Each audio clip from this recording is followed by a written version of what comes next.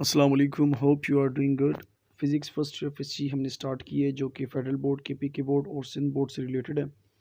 Chapter number first और to हमने complete कर लिए और चैप्टर नंबर थ्री हमने स्टार्ट किया। मोशन एंड फोर्सेस हमने ये स्टार्ट किया हुआ है। और इसके अगर टॉपिक्स की बात की जाए तो हमने इसके टॉपिक्स तकरीबन 7 टॉपिक्स हमने इसके कंप्लीट कर लिए हैं। और आज के वीडियो लेक्चर में हमारा जो टॉपिक है डिस्कशन के लिए वो हमारे पास है लीनियर मोमेंटम। इंशाल्लाह इसको हम डिटेल से करेंगे। तो टॉपिक का नेम हमारे पास है लीनियर मोमेंटम। इसकी अगर डेफिनेशन की बात की जाए तो डेफिनेशन कुछ इस तरह से है। The product of mass and velocity of the body is called its linear momentum. अगर हमारे पास एक बॉडी है, उसका मास है और उसकी एक लीनियर वेलोसिटी है तो उसको हम बोलते हैं, उसके बीच में जो चीज़ पैदा होती है उसको हम कहते हैं लीनियर मोमेंटम हम बोलते हैं। तो सिंपल आप देखिए, हमारे पास मोमेंटम दो चीज़ों पर डिपेंड कर रहा है, मास पर डिपेंड कर रहा है और हमारे पास ये डिपेंड कर रहा है वेलोसिटी पर। अगर वेलोसिटी को आप देखें तो वेलोसिटी हमारे पास है वेक्टर क्वांटिटी और वेक्टर हमारे पास मल्टीप्लाई हो रहा है स्केलर से। तो जब भी हमारे पास वेक्टर मल्टीप्लाई होता है स्केलर से तो इससे हमारे पास आता है वेक्टर क्वांटिटी। तो मतलब ये हुआ कि हमारे पास लीनियर मोमेंटम ही हमारे पास वेक्टर क्वांटिटी है और इसकी डायरेक्शन आपके पास हमेशा वेलोसिटी की जो डायरेक्शन है उसी डायरेक्शन में हमारे पास मोमेंटम भी होगा।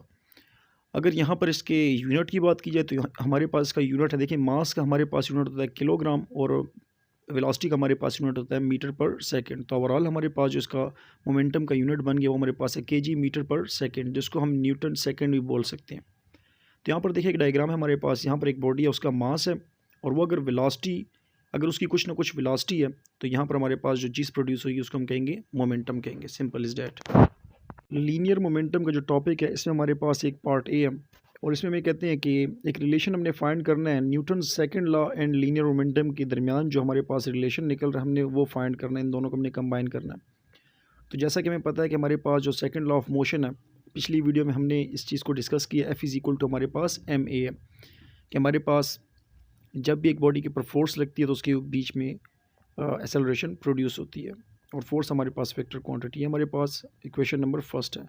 साथ में सेकंड हमने जो पार्ट लिखा है कि हमारे पास इसके बीच में एक्सेलरेशन है, एक्सेलरेशन हमारे पास क्या होती है, change in velocity divide by change in time. हमारे पास चेंज इन वेलोसिटी जो है वो हमारे पास बराबर होता है final velocity minus initial velocity.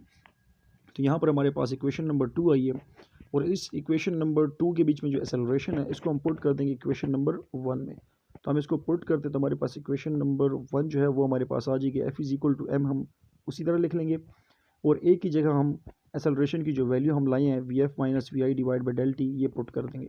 फिर आप देखें तो हमारे पास यहाँ पर एम मल्टीप्लाई हो रहा है वी एफ से भी और वी आई से भी, जबकि डेल टी से डिवाइड हो रहा है। तो हम सिंपल पहले मल्टीप्लाई कर देंगे, F is equal to M V F आ जाएगा माइनस और एम वी आई आ जाएगा डिवाइड बाई डेल टी, इसी तरीके से आ गया।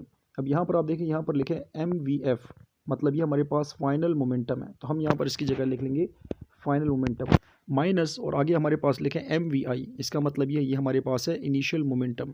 तो हम यहाँ पर सिंपल लिख लेंगे F is equal to final momentum minus initial momentum divide by del T. और आप अगर देखें तो हमारे पास final momentum minus initial momentum बराबर होता है चेंज इन मोमेंटम के। तो हम यहाँ पर लिख लेते हैं चेंज इन मोमेंटम। तो हमारे पास जो फाइनल रिलेशन आ रहा है वो है force is equal to change in momentum divide by change in time.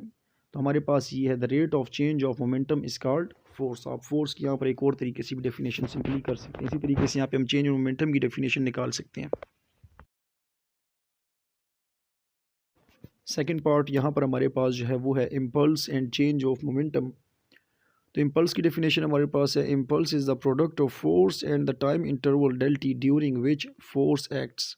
तो सिंपल हमारे पास जिसकी डेफिनेशन है उसके मुताबिक जो हमारे पास मैथमेटिकल फॉर्म है वो है जे इज़ इक्वल टू, जे हमारे पास पहचान है या सैम्बल है इम्पल्स का। जब हम फोर्स को प्रोडक्ट लेते हैं टाइम मतलब टाइम के साथ, चेंज ऑफ टाइम के साथ, तो हमारे पास यहाँ पर इम्पल्स प्रोड्यूस होता है। अगर देखा जाए तो हमारे पास इम्पल्स वेक्टर क्वांटिटी है, क्योंकि हमारे पास ये है product of force and time interval, तो फोर्स हमारे पास वेक्टर क्वांटिटी, इसी लिहाज से हमारे पास इम्पल्स भी वेक्टर क्वांटिटी आ जाती है। और इसकी डायरेक्शन हमारे पास हमेशा जो फोर्स की डायरेक्शन है उसी डायरेक्शन में हमारे पास इम्पल्स भी होता है, क्योंकि यहाँ पर हमारे पास जो डायरेक्शन प्रोड्यूस हो रही है इम्पल्स में वो फोर्स की वजह से हो रही है।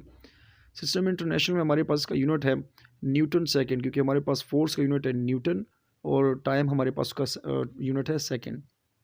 और ये हमारे पास कांस्टेंट फोर्स नहीं होती, सिंपल हमारे पास अगर ओवरऑल मैं आपको बताऊं कि हमारे पास ये फार्मूला आता कहाँ से है, तो देखिए हमारे पास जो ये फार्मूला है ये हमारे पास आता है। देखिए पिछली जो इक्वेशन थी वो हमारे पास थी F is equal to del P divide by del T, मतलब change in momentum with respect to change of time, मतलब the rate of change of momentum is called force. तो हम यहाँ पर ऐसा करते हैं कि हम यहाँ पर क्रॉस मल्टीप्लिकेशन कर लेंगे। तो क्रॉस मल्टीप्लिकेशन से हमारे पास आ जाता है change of momentum is equal to F multiply del T, मतलब वही हमारे पास सिचुएशन आ गई जो हमारे पास इम्पल्स का फार्मूला है। मतलब हम यहाँ पर ये भी बोल सकते हैं, देखिए हमारे पास जो टॉपिक है उसका नेम हमारे पास इम्पल्स लिखा है या चेंज ऑफ मोमेंटम। तो यहाँ पर आप सिंपल देख सकते हैं कि चेंज ऑफ मोमेंटम हमारे पास बराबर है force multiply by change of time, और हमारे पास मोमेंटम जो चेंज ऑफ मोमेंटम ये बराबर होता है final momentum minus initial momentum के।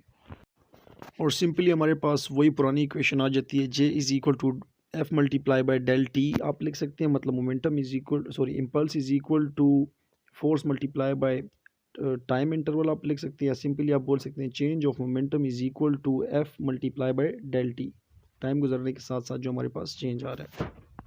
अब इसी टॉपिक का हमारे पास जो लास्ट पार्ट है वो हमारे पास है कंजर्वेशन ऑफ मोमेंटम, कि हमारे पास मोमेंटम बिफोर और आफ्टर हमारे पास जो मोमेंटम है वो हमारे पास सेम रहता है। तो हम एक आइसोलेटेड सिस्टम ले लेते हैं। आइसोलेटेड सिस्टम में हमारे पास एक्सटर्नल फोर्स ज़ीरो होती है, तो हम यहाँ पर ले लेते हैं कि हमारे पास जो अप्लाइड एक्सटर्नल फोर्स हमारे पास है zero, F is equal to zero. तो हम क्या करते हैं सिंपल, हम अपने फार्मूले में पुट कर लेते हैं, जो हमारे पास सिंपल फार्मूला था उसमें हम पुट कर लेते हैं। तो वो हमारे पास था F is equal to del P divide by del T, और एफ़ की जगह हमने यहाँ पर पुट कर दिया ज़ीरो। तो जब हम क्रॉस मल्टीप्लाई करते हैं तो डेल टी मल्टीप्लाई हो जाएगा ज़ीरो से, तो हमारे पास आ जाएगा ज़ीरो, हमारे पास आ गया del P is equal to zero आ गया। अब यहाँ पर हम क्या करते हैं कि हमारे पास जो चेंज इन मोमेंटम है वो बराबर है V P F minus P I. अब सिंपल आप देखें कि जो हमारे पास पी आई है वो हमारे पास इक्वल टू से दूसरी साइड पर शिफ्ट हो जाएगा, जिसका साइन हमारे पास चेंज हो जाएगा, और यहाँ पर हमारे पास आ जाएगा P F is equal to P I. तो सिंपल आप देखें कि हमारे पास फाइनल मोमेंटम और इनिशियल मोमेंटम हमारे पास सेम आ रहा है बॉडीज़ का। तो आज के लेक्चर में हमने फिज़िक्स फर्स्ट ईयर एफएससी का चैप्टर नंबर 3, जिसका नेम हमारे पास था फोर्सेस एंड मोशन, ये डिस्कस किया। और इसमें हमारे पास जो टॉपिक नंबर था वो था 3.8, और टॉपिक का नेम हमारे पास था लीनियर मोमेंटम। और लीनियर मोमेंटम के हमारे आगे 3 पार्ट्स हमारे पास थे A B C।